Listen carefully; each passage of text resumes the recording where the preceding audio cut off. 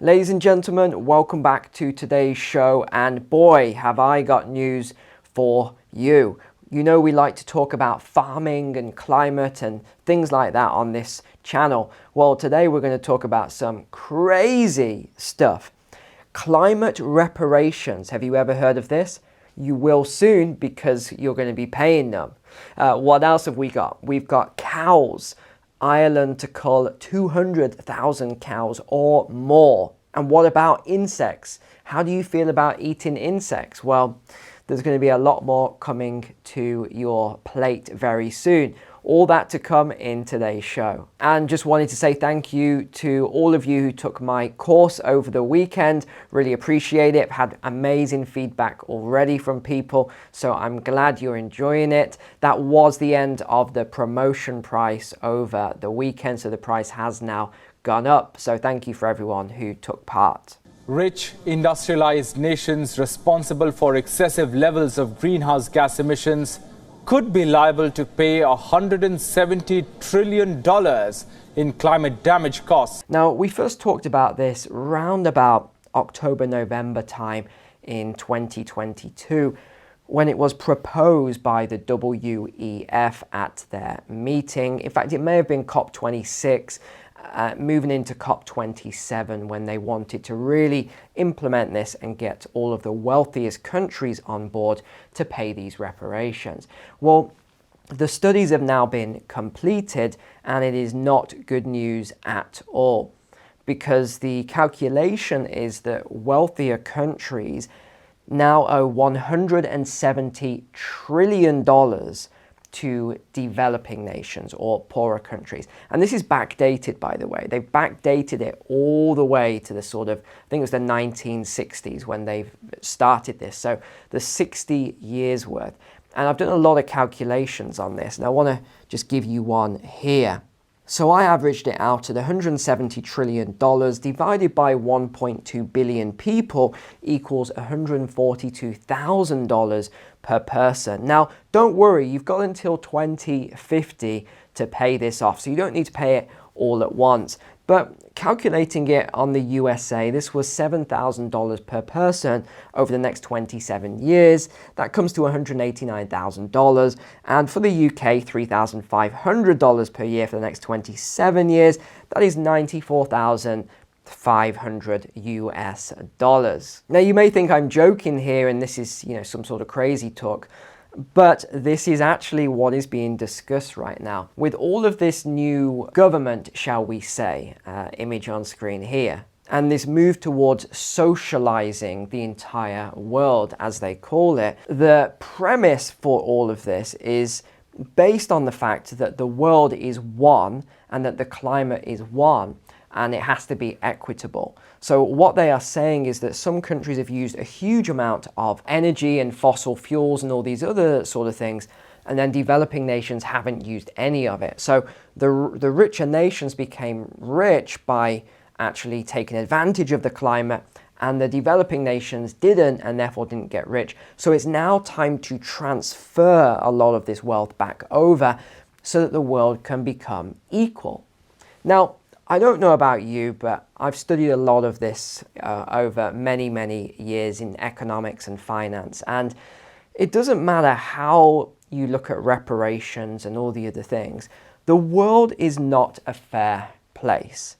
It never has, it never will be. Underdeveloped countries must be compensated despite not having yet used their fair share of the global carbon budget. And another thing I wanted to do was I wanted to ask Google Bard, which is their new AI software, as well as ChatGPT and a couple of others. Here's the question I asked them. What would the impact be on the people in those said countries who would have to pay the reparations? So this is the answer that it gave me. It's likely that the people would experience negative impacts. These impacts could include increased taxes, reduced government spending on other programs such as healthcare and the like, increased economic inequality, and mass social unrest. The UK has used 2.5 times its allocation and would be liable to pay $7.7 trillion for its excessive emissions by 2050. I then furthered the question to ask if each person had to pay $7,000, what would this do? And this is where it got even worse. And I'll just sort of paraphrase and summarize here, but it basically says that it would just be an absolute disaster for the developed nations because so much of the money that people earned would actually have to go to the developing nations. Well, if you had to pay what the calculations are here, you'd be paying anywhere from 10 to 15% of your annual salary towards these reparations. That's based on an average salary. The US has used more than 4 times its share to become the richest country in the world and would be responsible for $80 trillion in reparations under this scheme. Now, you think how much people are struggling already at the moment, and you can see what the impact of this would be. Let's have a look at the shared screen a moment then. And this was the article that started it all, Loss and Damage, Why Climate Reparations are Top of the Agenda of COP27. Egypt, the host for COP27, has included compensation for economic losses due to climate catastrophes on the summit agenda as pressure grows from vulnerable countries to prioritize this issue. So what do they say about this then? Well, this actually goes back a lot further than what we even know. So this actually started in 2009. Developed countries, i.e. like the USA, the UK, Canada, etc., committed to giving $100 billion a year for climate reparations by the year 2020 to developing countries to help them reduce emissions and prepare for climate change. This target was missed and moved back to 2023, which is now. The growing campaign led by developing nations come partly from the failure of developed and wealthy nations to deliver on promises to find the $100 billion annually to help developing countries cut their emissions and adapt to their changing climate. And there have been all sorts of studies on this. You can find loads and loads of these studies that have been conducted now with all sorts of data and calculations as to how much each country should pay. But this is the total that they came to. Rich countries with high GHGs could pay $170 trillion in climate reparations. So this is how they calculated it. I've highlighted here per capita. So this is annual until 2050. By the way, if you're not aware of what per capita means, I've just done a quick Google search for you here. It means by the head. So in other words, that means per person. So here's the US with the largest amount, Germany, Russia, UK, and Japan, but actually it doesn't translate quite the same. So their calculations are a little bit different to mine, but this is what they are talking about, around $7,000 for the US, $4,500 for Germany, just over $4,000 for Russia, $3,500 for the UK, and the same for Japan. Well, where would these funds be going? India, Indonesia, Pakistan, Nigeria, China, just as an example. So what they have said here is that the UK has used 2.5 times its fair allocation and would be liable to pay $7.7 trillion for its excessive emissions by 2050. The US has used more than 4 times its fair share to become the richest country in the world and would be responsible for $80 trillion in reparations under this scheme. So they are calling this climate justice. So this is a new word we're going to see a lot of, climate justice. And here it is again, climate justice, and they have the same figure and says that the Western nations owe $170 trillion for excess CO2 emissions. This money, which amounts to nearly $6 trillion per year, or about 7% of annual global GDP, would be distributed as compensation to low-emitting countries that must decarbonize their economies far more rapidly than would otherwise be required. Delegates at the COP27 talks in Egypt last year agreed, here's the word, to establish a loss and damage funds for countries affected by climate change. And Indians could be entitled to receive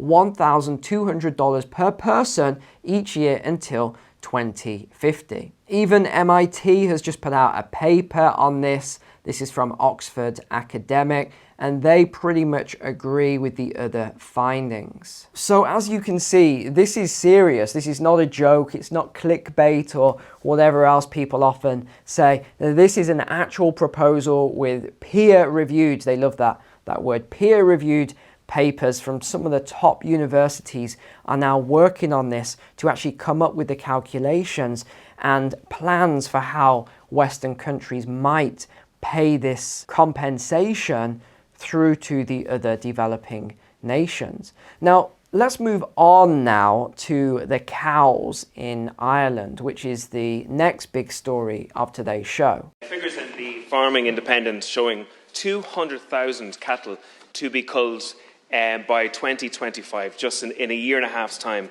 It's an incredible threat to the farming sector. Because the Irish government is planning to cull 65,000 cows per year over the next 3 years. That comes to 200,000 cows, or 10% of their cow population. But here's the thing I don't really get about this whole plan. So they claim that cows are contributing an extra 38% to their emissions. But what a lot of these stories are not taking into account is the offsetting that some of these cows have now, which are some quite good studies. I highly recommend that you read them.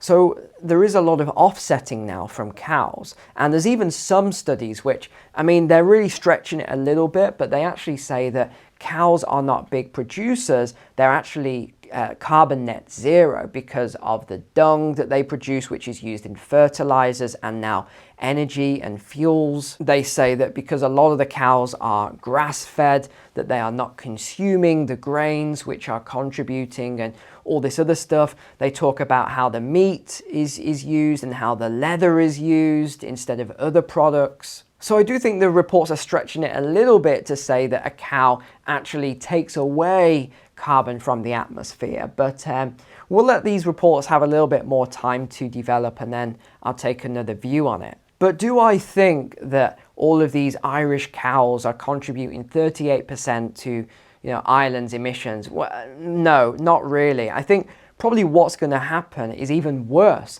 because what do you think is going to happen when they remove 10% of the dairy cows and the meat supply or the dairy supply? Let's just focus on the dairy supply. Where do you think the dairy is going to come from? They're going to have to bring it, because there's obviously a market for it. If they had that many cows, there's obviously a market for it. Otherwise, the cows wouldn't exist because there wouldn't be any profit there. So there's obviously a reason for having that many cows. Now, in fact, whether it's dairy or whether it's beef is irrelevant. But where do you think they're going to get the beef from? Or where do you think they're going to get the dairy from? They're going to import it. Where do you think the beef is going to come from? Most probably Brazil, because that's where a lot of it is coming from at the moment, which means more deforestation in Brazil, meaning cutting down more trees, and then taking that meat and processing it and then putting it on boats or transport or planes, however they're going to get it over to Ireland. And this is why I keep saying a lot of this carbon credits and gases and stuff is really like musical chairs, because all they're doing is one country saying, look, we've reduced our emissions, but then they're importing it from other countries which increase their emissions. And the other controversial thing is that just like what's happening in the Netherlands, the Irish government is doing similar things. They're going to be compensating farmers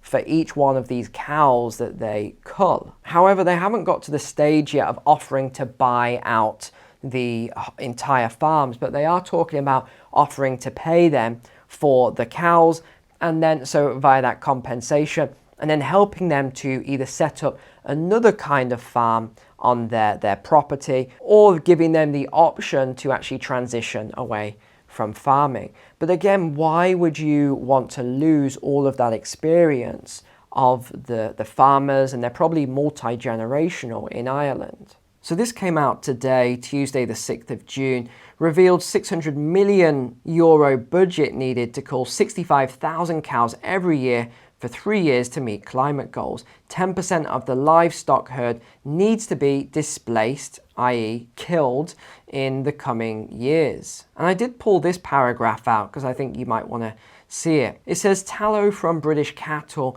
is already being turned into biodiesel. A 1-ton animal produces enough for around 180 litres. And thanks to Somerset-based startup Biofactory, new anaerobic technology is already available to turn the methane in their manure into usable electricity and heat. The manure itself is converted by this process into a more nutritious digestate that can substantially reduce the need for harmful artificial fertilizer. This farmer says, "My own dairy farm is investing in these new green technologies, and we hope to be carbon neutral and net exporters of energy in just a few years." So why won't they focus on this instead? Why doesn't the government, instead of spending all this money culling the cattle, why don't they fund farmers to actually create more of this green technology? That is the question that sort of is raising eyebrows for me as to why they don't want to do that. Instead, this is what we are getting bombarded by at the moment.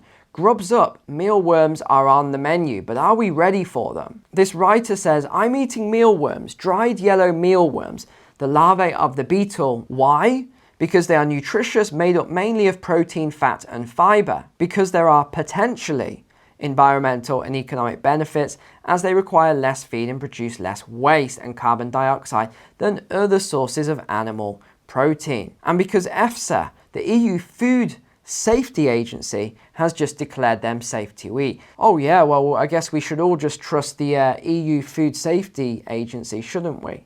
Of course, they love to use these images of a mealworm burger there. Looks quite delicious. Here's another one about mealworms on the table, and they're going to be soon hitting supermarket shelves and restaurants across Europe. Here's a lovely image for some of you. Look at that. Oh yeah.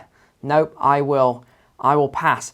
In fact, I actually do like mealworms, just not to consume myself. No, I actually feed my mealworms to my pet peacock. Yes, I do have a peacock. And you can see how much he loves his mealworms. He just gobbles them down. But I'm afraid that no amount of news articles and videos and celebrity chefs cooking with all of these bugs is ever going to tempt me to consume them as the main part of my diet. When I was in Thailand earlier this year, I took a little video here of the food stall, as you can see, and all the different insects on offer. And I tried a couple of them out, and personally it wasn't for me. And even my wife tried them and made this little clip for you here. Today's video is sponsored by the World Economic Forum, who want you to eat more of these.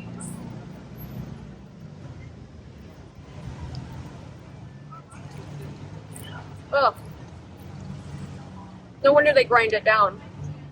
And yes, that was a joke, my friends. The WEF didn't sponsor this video. But that is it for today. Thanks so much for being a subscriber here. Take care. God bless. I'll see you tomorrow.